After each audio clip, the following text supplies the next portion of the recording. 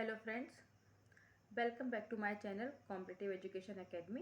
This is Gunjan here और आज हम पढ़ेंगे अनुसूचित जाति एवं जनजाति आयोग। तो हम इसे इसकी ऐतिहासिक पृष्ठभूमि से देखेंगे।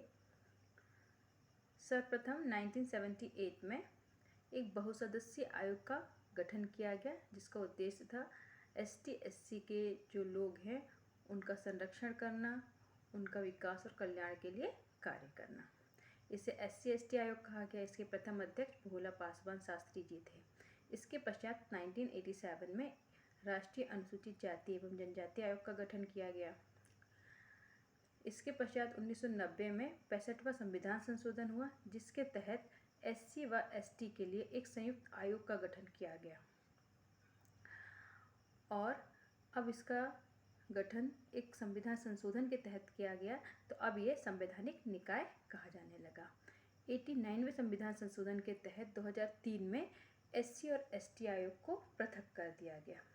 संविधान के भाग 16 में अनुच्छेद 338 में SC आयोग और 338 का में ST आयोग का गठन किया गया।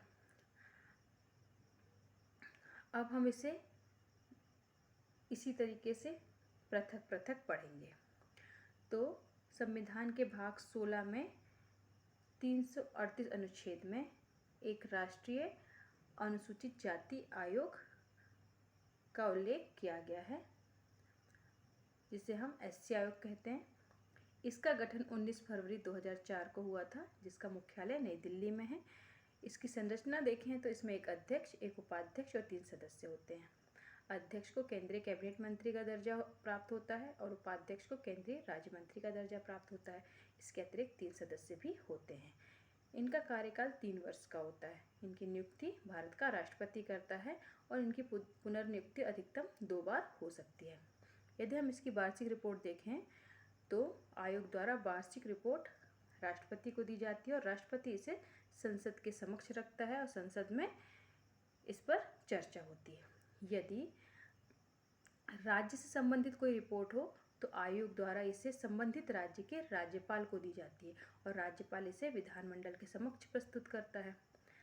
यदि हम इसके अध्यक्ष देखें तो सन 2004 में जब आयोग का गठन हुआ था, तो इसके जो प्रथम अध्यक्ष थे वे थे सूरजभान जी, और वर्तमान में यदि हम इसके अध्यक्ष की बात करें तो रामशंकर कठेरिया जी हैं और वर्तमान में जो उपाध्यक्ष हैं वे L मुरुगन हैं। आयोग के सदस्य, उपाध्यक्ष, अध्यक्ष सभी अपना त्यागपत्र राष्ट्रपति को देते हैं और इनकी पदमुक्ति भी राष्ट्रपति करता है।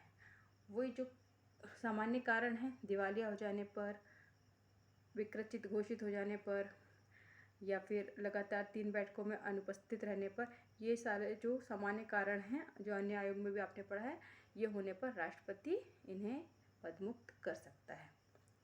अब ये किस मंत्रालय के अधीन कार्य करता है? तो राष्ट्रीय अनुसूचित जाति आयोग ये सामाजिक न्याय एवं सशक्ति मंत्रालय के अधीन कार्य करता है। अब हम देखेंगे इसके कार्य, लेकिन उसके पहले कुछ संवैधानिक प्रावधान भी आप देख सकते हैं कि संविधान में कुछ ऐसे अनुच्छेद हैं जिसमें कि SC के बारे में उल्लेखित है। जैसे कि अनुच्छेद 15 में अनुसूचित जाति को शिक्षा में आरक्षण दिया गया है। 16 में लोक नियोजन में अवसर की समानता दी गई है। 17 में अस्पृश्यता का अंत दिया गया। 330 और 332 में लोकसभा में SC का आरक्षण और विधानसभा में SC का आरक्षण दिया गया है। अब हम देखते हैं अनुसूचित जाति आयोग के कार्य।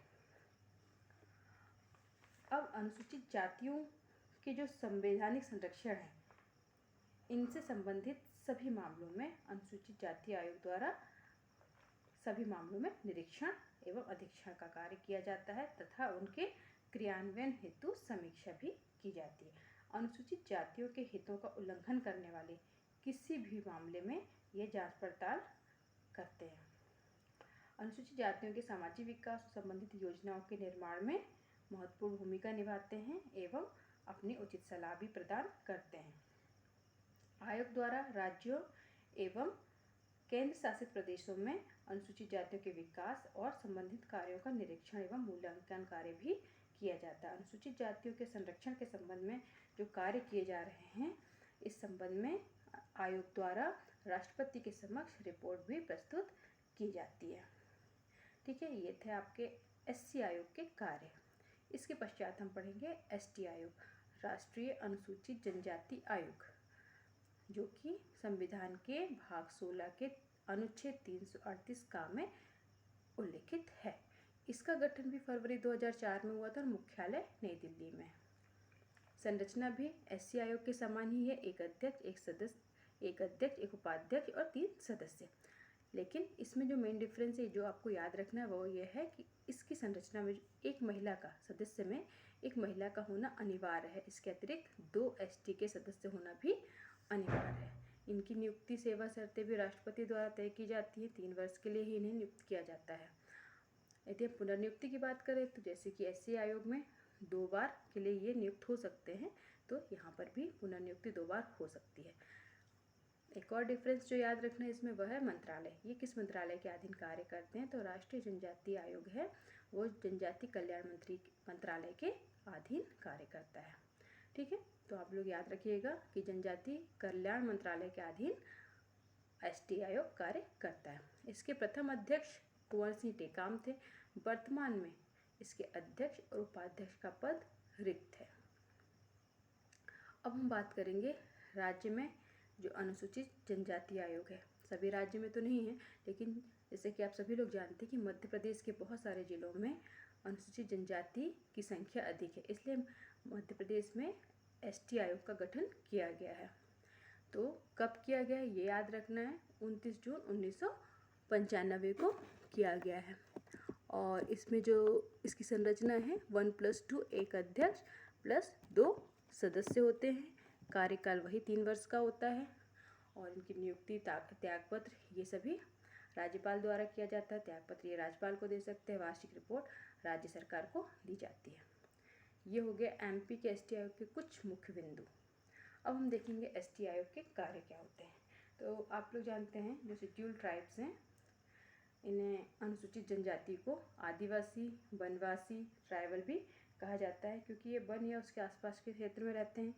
तो जो इनके कार्यों में वन क्षेत्रों में रहने वाली जो अनुसूचित जनजातियाँ हैं उनको जो गौण वन उत्पाद हैं, सेकेंडरी फॉरेस्ट प्रोडक्ट कहते हैं इसे, के संबंध में स्वामित्व अधिकार सौंपने के उपाय को अनुशंसित करना, खनिज संसाधनों, जल संसाधनों इत्यादि पर जनजाति समुदायों के कानूनी अधिकारों की सिफारिश करना, जनजातियों के विकास संबंधी जो योजनाएं हैं उनको क्रियान्वयन करने में सहयोग करना, विकासात्मक परियोजनाएं हैं जो कि डेवलपमेंट के लिए जो प्रोजेक्ट्स बन रहे हैं जिसमें कि जनजाति समूह को विस्थापित कर दिया जाता है लेकिन उनका पुनर्वास के लिए कोई कार्य नहीं किया जाता है, तो इसके तहत जनजाति के जो लोग हैं उनको पुनर्वास का उपाय करना एवं उनको राहत प्रदान करना, वनों के संरक्षण तथा सामाजिक वानिकी हेतु जनजातीय समुदाय को अधिकतम स्पष्ट सहयोग एवं भागीदारी के लिए उपाय की सिफारिश करना। तो ये थे एसटी आयोग के कार्य। यदि आपको मेरा ये वीडियो पसंद आया हो तो please don't forget like, share and subscribe. Thank you.